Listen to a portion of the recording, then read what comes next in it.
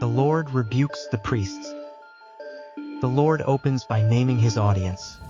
And now, O priests, this commandment is for you, underscoring urgent accountability.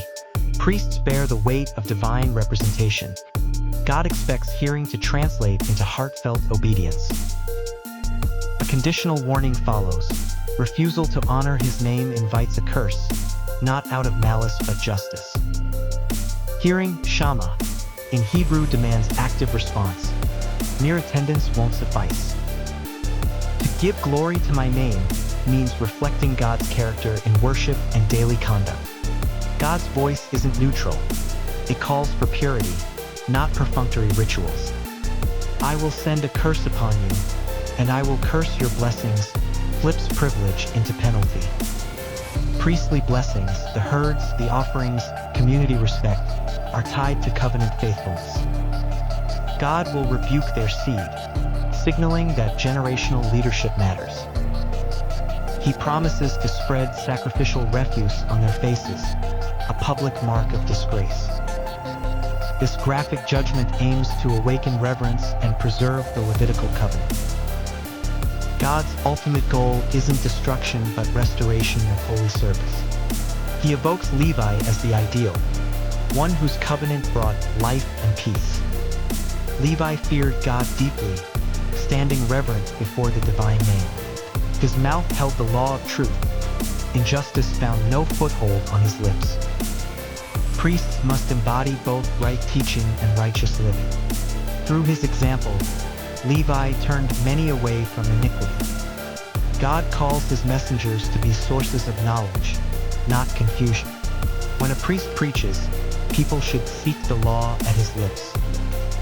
But these priests departed from the way, betraying their sacred role. Their flawed example made the law a stumbling block for the people. Corruption of the Levitical covenant fractures community trust. Partiality in judgment, favoring the powerful, contradicts God's justice. To combat this, God deems them contemptible and base before all. Public disgrace corrects private compromise, securing future faithfulness. A priest's integrity ripples across every home, field, and market. When leaders fail, worship withers and the righteous stumble. God's curse on blessings jolts leaders toward honest self-examination. True worship flows from awe, not from efficiency or routine. Mechanical rituals provoke divine heartbreak, not acceptance. The Levitical covenant endures only through priestly devotion. Divine discipline proves God's commitment to covenant purity. Curses fall not to punish but to prompt genuine turning back. Honoring God's name in worship honors his kingdom mission. Each sermon, hymn, and prayer moment can glorify or grieve him. Modern parallels. Compromised leadership sows confusion in every generation. Pastors and teachers must guard against both moral and doctrinal partiality. A leader's favoritism erodes community confidence and witness.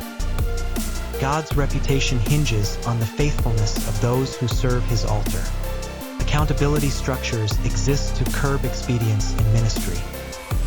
Worship leaders weigh every decision by covenant fidelity, not crowd appeal. Teaching teams must model the law of truth in word and deed. Spiritual formation flows from authentic reverence, not mere celebration. Priestly office demands ongoing heart-level submission to God's standards. When leaders cultivate awe, congregations flourish in faith. Corporate worship becomes a sanctuary of glory when led by consecrated hearts. Restoration awaits those who heed the call to take it to heart.